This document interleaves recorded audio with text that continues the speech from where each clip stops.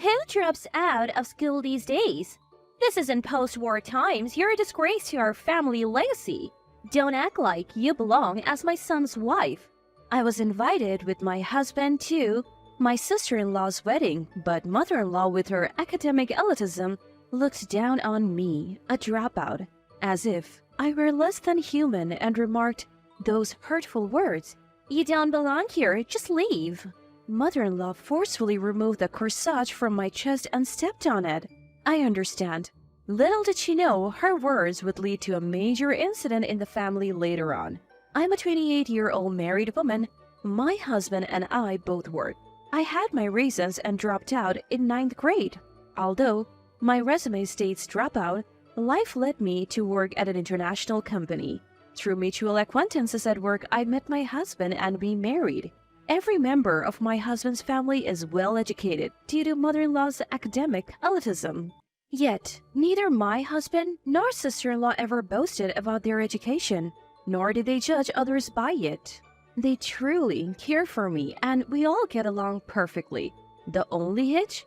Mother-in-law and I don't see eye to eye. Our fundamental values differ and I doubt we will ever truly understand each other. Still, I'm deeply in love with my husband and want to spend my life with him. For that, I have tried to manage my relationship with mother-in-law without conflict. But mother-in-law, she's different. If she dislikes someone, she can't just ignore them. She goes out of her way to make them feel small. Once, when invited to a family dinner, I found a different meal prepared just for me. This meal is perfectly fine for a dropout like you. I have never heard of anyone dropping out these days. Maybe you're from an era when women were told they didn't need education? Only a bowl of green bean soup and a scoop of mashed potatoes were in front of me. You should be grateful you even have mashed potatoes. My husband interjected. Quite the surprise you have prepared. I'm guessing you're trying to disappoint my wife first and then surprise her later? He was aware of mother-in-law's ill intentions towards me. He had reassured me before we left home. I'll protect you, no matter what. Sister-in-law entered a bit late. I'm sorry, I'm late, she said cheerfully. She began to lay out the dishes she had brought. I found some delicious delicacies. They cost $1,000 per gram. I wanted to share them with sister-in-law. Oh, and of course, you too, Mom.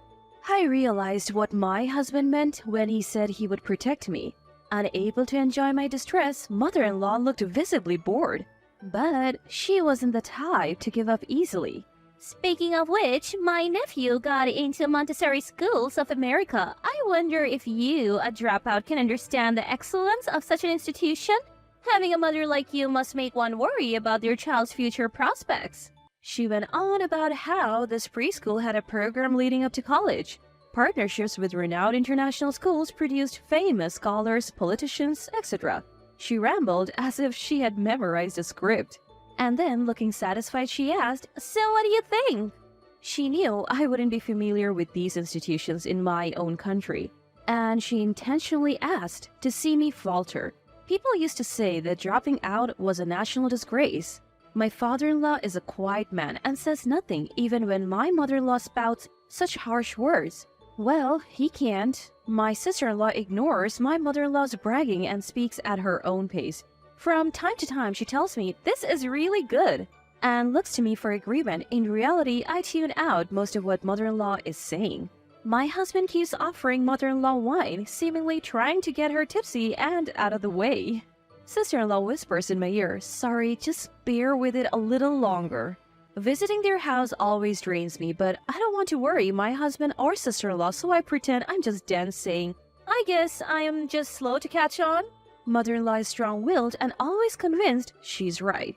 Both my husband and sister-in-law know that openly opposing her is counterproductive.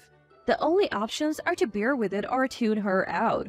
However, I'm not sure how much longer I can endure her blatant remarks, especially since her harassment isn't limited to visits. She shows up at our home unannounced. "Here's my son's favorite," she would say. "It's not for someone like you who dropped out."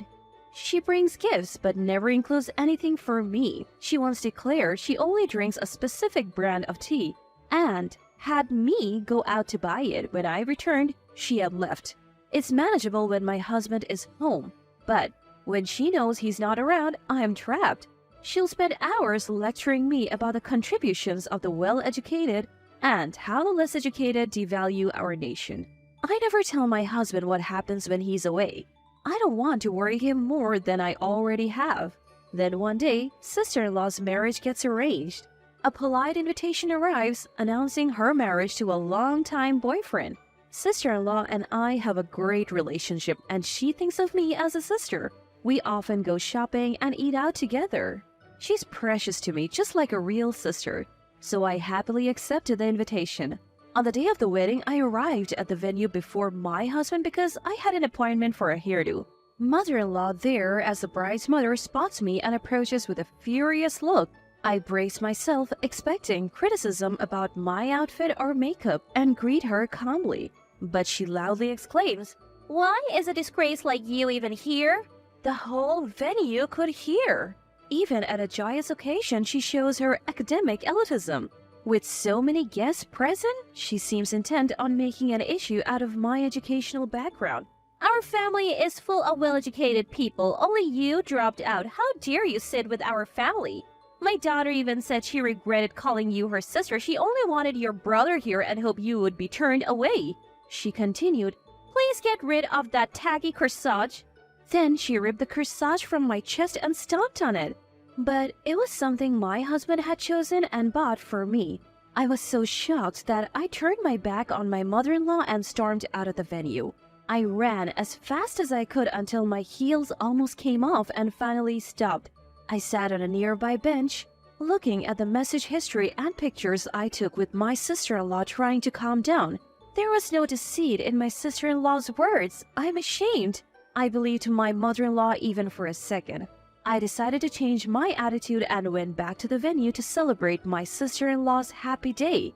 But then, "How dare you come back with that dropout face? Or do you not understand the meaning of dropouts should leave? There's no place for dropouts here."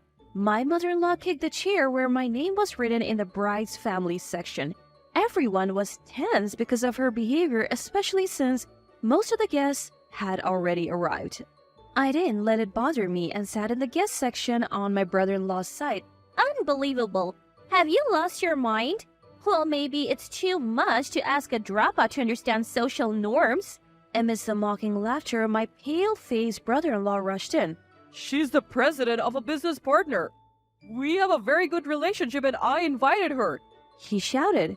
Actually, I was considering pursuing education until the very last grade. But it was only because my parents hoped I would at least graduate high school in this day and age. It wasn't what I wanted. Why would someone without dreams or hopes go to high school? What if I took away someone else's chance by getting in? While I was struggling with these thoughts, a teacher who cared about me suggested I see the world. With their help, I prepared to leave the US and they supported me throughout. In the US, just taking a year off can label you as a failure in life. But I learned that's not the case in the wider world.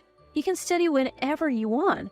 Going to school isn't the only way to learn. I realized that languages aren't just learned, they're acquired. By learning as needed, I found joy in living and working. I appreciated cultures that didn't discriminate based on education or nationality. I returned to the US once as an adult as my parents wished, but left again soon after. I started traveling between the US and other countries, and as I found my passion, I established a US subsidiary of a foreign company. That was 5 years ago when I was 23. My company and my sister-in-law's husband's company were important business partners. We were both surprised when we were introduced by my sister-in-law. Regarding the wedding invitation, there was a debate about whether to invite me as a family member of the bride or as a business partner of the groom. My brother-in-law didn't know about the feud between me and my mother-in-law, but my sister-in-law did. She was sure her mother would assert herself even at her own wedding. I agreed. So we decided on an unusual approach of inviting me from both sides. If I could sit with the bride's family, great. If not, I was ready to fight. That was the mindset I had going into the wedding. My sister-in-law felt the same. We both wanted to make our mother regret her academic elitism. It was a plan we hatched together and it worked out just as we hoped. My brother-in-law was panicking, asking, "Are you trying to ruin my business?" His relatives and business associates gathered around wondering what was going on. It seems my mother-in-law doesn't like me. If I'm a bother, I'll cut ties right now. Oh, finally got it. Then please break up with my son immediately. Understood. If my husband wishes, I'll comply, but remember, if I cut all ties, that includes the business relationship with your daughter's future husband.